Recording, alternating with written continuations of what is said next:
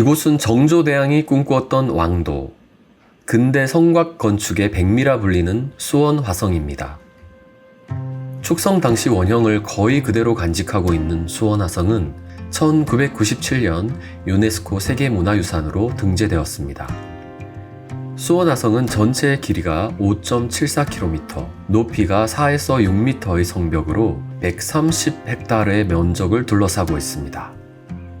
그리고 처음부터 계획되어 신축된 성이라는 점과 거주지로서의 읍성과 방어용 산성을 합해 하나의 성곽 도시로 만들었다는 점, 전통적인 축성 기법에 동양과 서양의 새로운 과학적 지식과 기술을 적극적으로 활용하였다는 점, 그 이전에 우리나라 성곽에 흔치 않았던 다양한 방어용 시설이 첨가되었다는 점, 주변 지형에 따라 자연스러운 형태로 조성하여 독특한 아름다움을 준다는 점 등의 특징이 있습니다. 수원 화성을 축성하게 된 출발점은 바로 정조의 효심입니다. 영조의 아들이자 정조의 아버지인 사도세자는 뒤주에 갇혀 처형당했는데요. 1776년 영조의 왕위를 계승하게 된 정조는 아버지의 유해를 풍수지리가 좋은 화산에 이장하면서 수도를 한양에서 수원으로 옮기려 계획했습니다. 화성은 실학파의 거두 정약용에 의해 설계되었으며 1794년에서 1796년 사이에 완공되었다고 합니다. 일제강점기와 한국전쟁 때 화성도 많이 파괴되었지만 화성 성역 의궤의 기록이 남아있어서 원래의 형태대로 복원할 수 있었다고 합니다. 그렇다면 이 성의 축성을 주도했던 정조대왕을 직접 만나러 가볼까요? 정조는 수원 화성과 그리 멀지 않은 곳에 잠들어 계시는데요. 11살 어린 나이에 아버지를 잃고 그 그리움을 달래기 위해 아버지 사도세자 가까이에 잠들었습니다. 정조는 1759년 세손에 책봉될 때까지는 왕가의 일반적인 코스를 밟으며 순탄한 생을 살았습니다. 그러나 1762년 생부 사도세자가 비극적으로 죽게 되면서 왕위에 오르기까지 지난한 여정을 거쳤는데요. 생부가 뒤주에 갇혀 죽던 1762년은 정조의 나이가 11살이었습니다. 어린 나이에 아버지의 죽음을 눈앞에서 목격했으니 그 충격이 얼마나 컸을지 짐작이 됩니다. 육능은 사도세자와 형경왕후 홍씨의 합장능인데요. 사도세자는 사후 왕후로 추존되어 장조로 불리고 있습니다.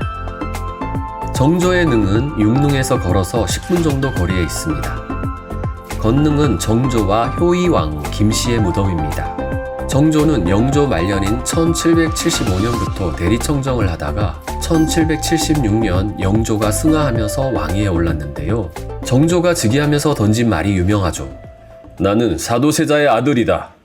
즉위 이후 정조는 홍구경을 앞세워 자신의 정적들을 제거하는 데 주력했는데요.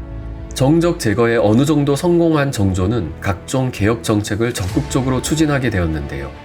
우선 정치적으로는 선왕인 영조의 정책을 계승해서 탕평 정책을 추진했습니다.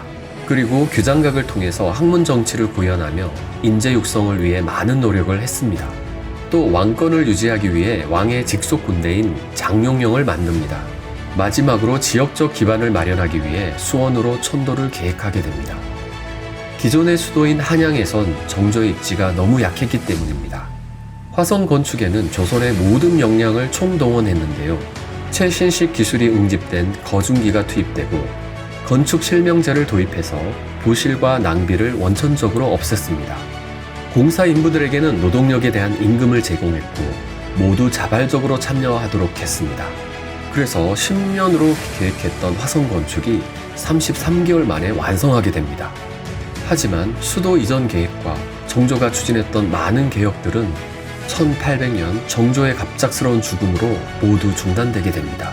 만약 정조가 수원으로 수도 이전을 완료하고 죽었더라면 수원 화성과 수원은 어떤 모습으로 변해있을까요? 이 시대 대한민국 사람들에게 정조는 어떤 왕으로 비춰질까요? 정조는 여자를 멀리하고 술과 담배를 가까이 한 왕으로 유명한데요. 특히 술을 정말 사랑했다고 합니다. 정조의 술버릇은 술을 억지로 먹이기였습니다. 기록을 보면 사발 같은 잔에 잔뜩 따른 술을 권하니까 모두들 인사불성이 될 정도로 취했다고 합니다. 끝까지 말짱한 정신을 유지한 사람은 정조와 정약용 뿐이었다고 합니다.